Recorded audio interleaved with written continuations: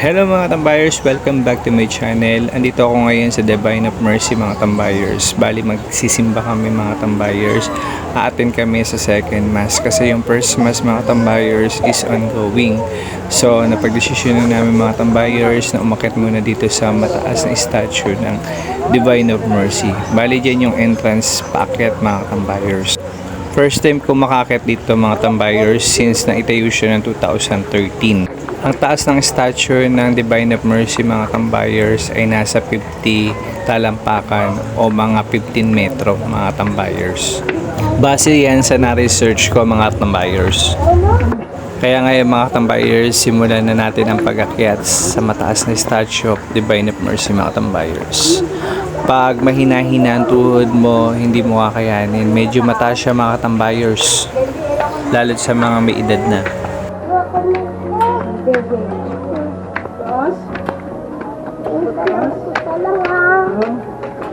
Sa kabila yan meron na babaan. Hindi. Dito hindi. Bali mga tambayers, yan lang yung entrance at saka yung exit. Wala nang iba mga tambayers kasi yung sa kabila mga tambayers na hagdanan is nakasarado mga tambayers. Bali parang yun dapat ang exit. So since medyo malawak naman yung hagdanan na yan, yan ang entrance at saka exit. At saka mapapansin niyo mga katambayers, mayroong bata na nalulula siya sa taas.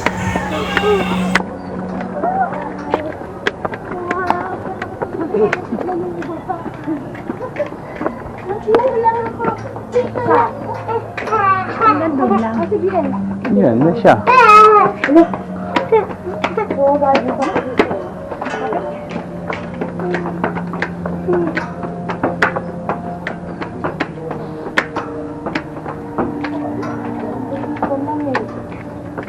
Bali yan ang tanawin mga katambayers pag nakakit kayo sa Statue of Divine of Mercy. Maraming kabahayan sa paligid niya mga katambayers. At the same time, meron din mga puno-puno pa rin.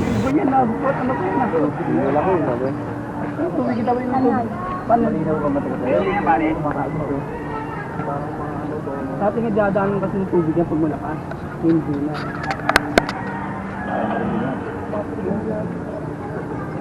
Kasi malinis yan eh.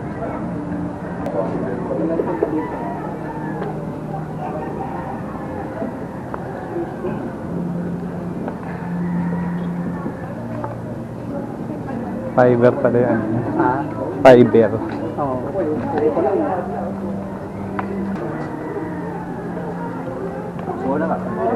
Sa part na ito mga tambayers, kailangan na namin bumaba dahil atin na kami ng second mass kasi yung first mass tapos na mga tambayers. Katatapos niya lang.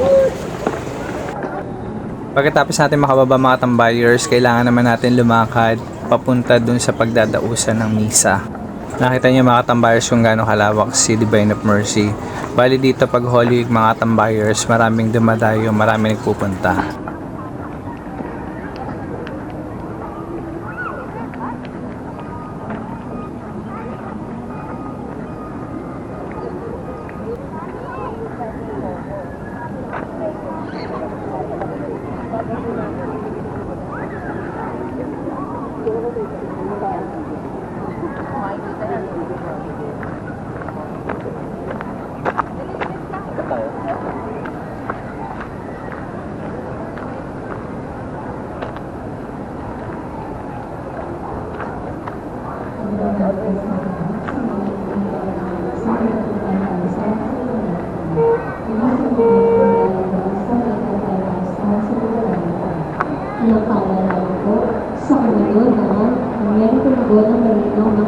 At narating na natin mga tambayers yung pagdadausan ng misa ng second mass mga katambayers.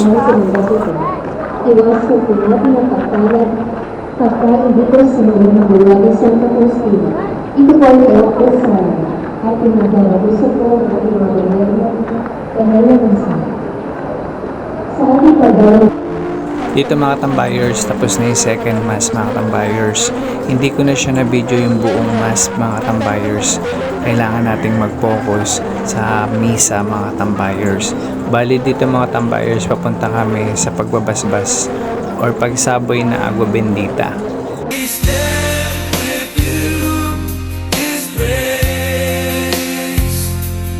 In your presence.